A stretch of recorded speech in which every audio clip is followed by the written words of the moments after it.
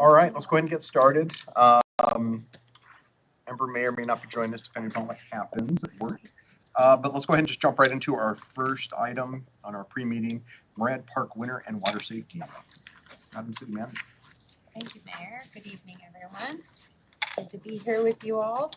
So I'm going to take the lead on this particular topic, given that I have had the distinct pleasure of working with Aaron Green since the spring of this year on this particular initiative. And so I'm pretty familiar with what's going on and just wanted to give council an overview of what the city's been working on, and then give Aaron an opportunity to come and address council on things that her and her group have been working on and would like to recommend and get your support for. So to start, just a little bit of background. So you may remember that in February of this year, we actually lost two beloved pets through the ice at Murad Park.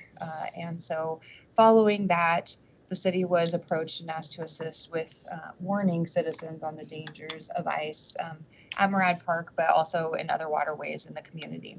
And so in response, you may remember that Tom Brower worked with Streets and Traffic, and we placed 5 variable message signboards with warning messages at Murad Park, McKenzie Dog Park, Horizon Dog Park, at the Tate Pump House, and in the parking lot off of Bryan Stock Trail behind the soccer fields. Again, warning people that there was hazards of thin ice along the river. In addition to that, public engagement staff issued news releases regarding the hazards, and a message was posted on the city's Facebook page and shared across various city social media platforms. And so in addition to that, since April of 25, like I said, I've been engaging with Erin and her group to identify and discuss opportunities that we have to improve public awareness primarily, but also maybe do some additional things at Murad Park that could help increase the awareness and hopefully prevent the loss of another pet. And so a couple of things that have happened. Jody Decker, our Metro Animal Services Manager, has created literature about water and ice safety that's being distributed to all new pet owners who adopt from Metro. And in addition to that, we participated in the Platte River Trails Dog Fest on September 13th, where educational materials were distributed about water safety, as well as Scoop the Poop, campaign information was also provided at that event. In addition to the things that have already been done, we are recommending some additional education strategies for this winter and beyond. And those would include to create and push out periodic public engagement content with the help of Jolene and her team, of course, about ice hazards when ice starts to form on the river through the spring thaw. Typically speaking, when we're not having very unseasonably warm weather, that's usually around now, December 15th to March 15th. And so again, with council support, we will plan to do that here very soon. And again, placing a variable message board at Murad Park that would be deployed by the Streets Department, again, with warning messages about ice hazards, again, when that ice starts to form, and then again, when it starts to thaw. The sign likely wouldn't be able to remain at Murad Park because, of course, we need to use those variable message signs across the city for various reasons. And so we understand that it likely won't be there the entire time frame, because it would need to be relocated, but we'll make a concerted effort to have it there during those critical thin ice times, especially. And then with some assistance from the group, we would fabricate and install a permanent sign at Murad that addresses water safety again, and also some pet etiquette. We have similar signage at McKenzie Dog Park, but nothing big and prominent at Murad Park, which we think would be helpful with a target installation of the spring of 2026. And then one of the ideas that Jolene had that I really appreciated and we think would be effective is to host pop-up events at Murad Park and other parks where people frequently have dogs, to engage the park goers where they are and help to educate and answer questions regarding pet safety, etiquette, and our ordinances around pets and leash laws, Scoop the Poop kind of stuff. So we think that those will be really effective. And with that, I'm happy to answer any questions on the city's initiatives. Otherwise, I would like to introduce Erin Green. She is an avid pet lover and supporter of animals in our community, as well as Morad Park. She loves the park.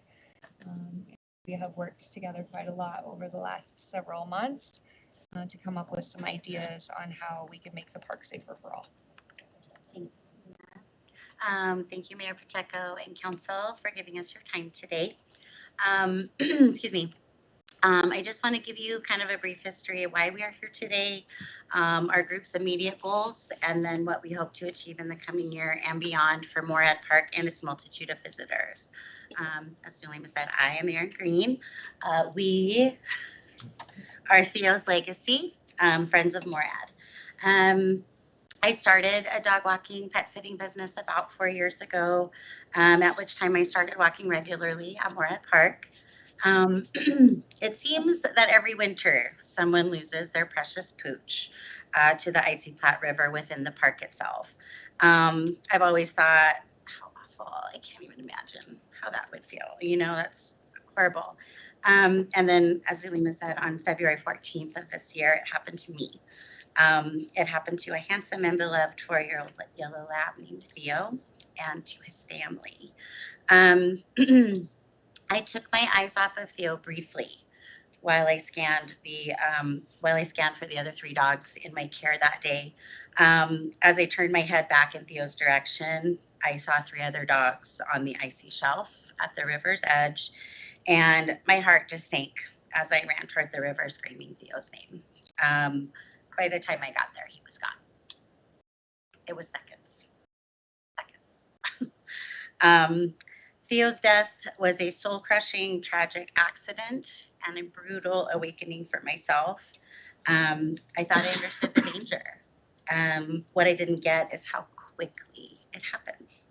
I should mention also that, yes, another yellow lab named Luke also perished a week later after running out onto the ice at Morad to chase the geese.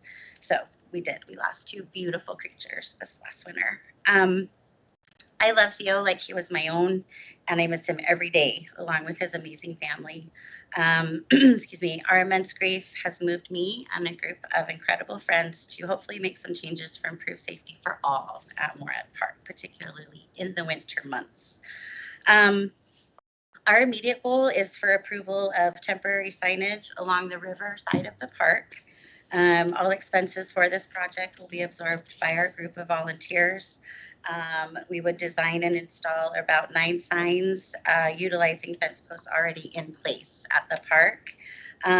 Some signs will state the obvious, like caution, ice on river. But we want to take it a step further, like recommending a leash while walking near the river, or simply asking the question, can you see your dog? You know, our goal here is to help people recognize the danger and to proceed with caution.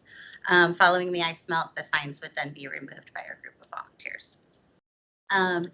As a group, we initially thought that having some sort of life-saving equipment, such as life rings, in strategic areas of the park was imperative and kind of a no-brainer. Like, why wouldn't you do that? However, we realized after doing a little bit of research, it just isn't that simple. Life rings are not a viable solution. Icy water rescues are incredibly difficult and dangerous. The last thing we want to do is create more of a hazard. That being said, you know, we've talked about what happens if you come upon someone who has fallen in or tried to get their dog and has fallen through the ice, or, you know, whatever the situation would be. You know, you call 911 and then what? What if Joe Hero comes along and then jumps in to save person or dog already in the water? We really feel it's just a matter of time before something like this happens, only because the population at Morad is growing. We don't have any answers on this subject really, but we certainly welcome more education to raise public awareness at this time. Moving forward, on February 14th of 2026, our group plans to launch a GoFundMe to raise money and purchase a signboard exclusively for Morad. We believe this piece of equipment will be instrumental not only in the winter, but all year. I need a drink. Is it hot in here? You and Lori. In the spring of 2026, this is just kind of piggybacking on what Zulima's already kind of discussed a little bit. We're actually requesting the following from the city. The etiquette sign kind of placed near the boat launch area of the park. We have discussed another doggy pot station on the southwest side of the park, just past the drainage culvert. And then we, for a couple of years, have been discussing like a fisheye lens as you come into the park. And then just recently, we discussed perhaps maybe a vehicular stop sign instead would be better, just to protect walkers as they cross the road as that enters the park itself. We're aware there's stop signs on the walking path. I think the stop sign coming in would be twofold. It would get people to stop and kind of look, and it would slow them down as they're coming into the park itself, into the parking lot and stuff. Excuse me. And then one more thing we've discussed was putting down some road base through the middle area of the park where there is already a distinct and existing path. This would offer walkers and their dogs an alternative to walking right next to the icy river, thereby minimizing risk again. We love Moorhead Park. We have created friendships there, and so have our doggies. To summarize, our goal here is to make Moorhead a safer place for people and dogs alike through education and awareness, and by literally forging a new path, we hope. In the words of Theo's family, we just don't want this to happen to anybody. Thank you for your time. Thank you so much. Questions? Clarifications?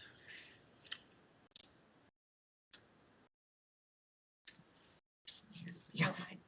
So the map that is displayed indicates, it's a little hard to see, but the yellow X's are where they're proposing to post the temporary seasonal signage. Like she said, indicating that there's, caution, thin ice, and or, recommend leashing your animal through this area, things like that. And then this would be the location of the proposed additional dog pot for dog waste disposal. City Parks has reviewed this, and we feel like this is a good private-public partnership and solution to increase public awareness until a more permanent solution, potentially with a path through the interior of the park being created. Jenna. I ask, why do we not have a yellow X next to the other entrance that's by the river? I mean, I visit there a lot too. So, what direction is that? Up to where you said north, where it says North Platte on the river. Do you see where I'm talking about? Way high in the corner. There's a yellow X right There's there. one way up there. Here. Sorry, the Oh, yellow is a there little one bit up hard there? to Oh, see. okay, really sorry. I couldn't see it. Just wondering. And then, of course, here, beyond this point, Yeah. it's leash only. So this is the only area where you can have your dog. Okay, as long as there is one up there, I still counts. There is. And you guys were And okay with with the it? terrain. Mine's with the terrain, Yes. yellow. It does. I missed a spot. Kyle. Thanks, Mayor. And thanks, Aaron, for the advocacy. Thanks, everyone, for showing up tonight, for organizing yourselves and trying to spearhead something like this. I really appreciate it. I love the public-private partnerships, and I'm looking forward to seeing what we can do here. My question is, it sounds like the signs will be taken down after the spring thaw. Is that because we have different signs that we like to erect during the summer months? What's the reason we got to take them down and not just leave them up? Mayor, Counselor, there really isn't a reason to take them down other than some of them would not be applicable, i.e. the ones that say danger of thin ice. We could replace them with something, summer related. Water is a hazard all year round for various reasons. But I think more than anything, we're just trying to prevent sign pollution where people don't pay attention. And if we take them Too much down noise. seasonally, they're more inclined to notice them, at least at the start of the season when the hazard is most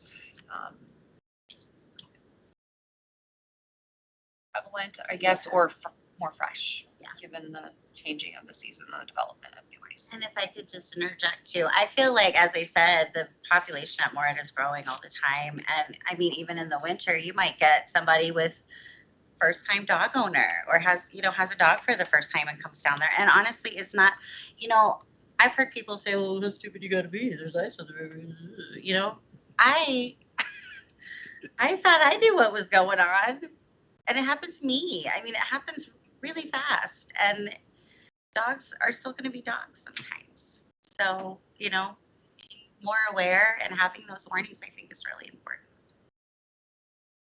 The city good with parks with the stop sign too? So they're suggesting that they are, okay. Michael, Did you say that there are already signs warning about ice at McKenzie? Mayor, Counselor, no, I apologize for that confusion. There is a large etiquette sign, park rule I see. sign, that addresses, some of those issues. I can't remember specifically if McKinsey does address the body of water. It may. I would have to look at the site.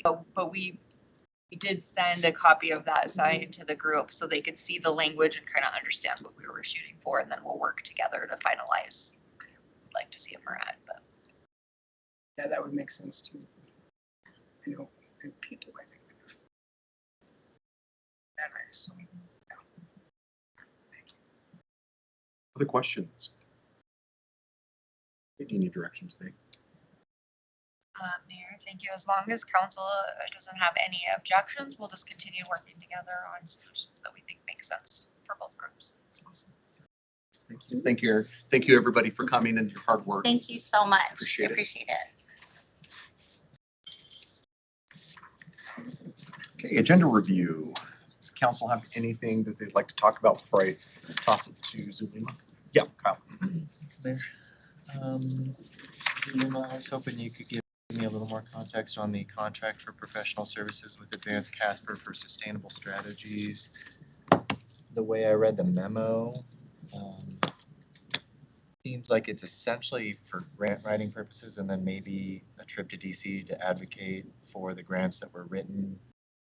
Could you just tell me a little bit more about, is that just capacity that we don't have in-house? It just increases our grant writing capacity, past successes with that program? I guess the first part of the question.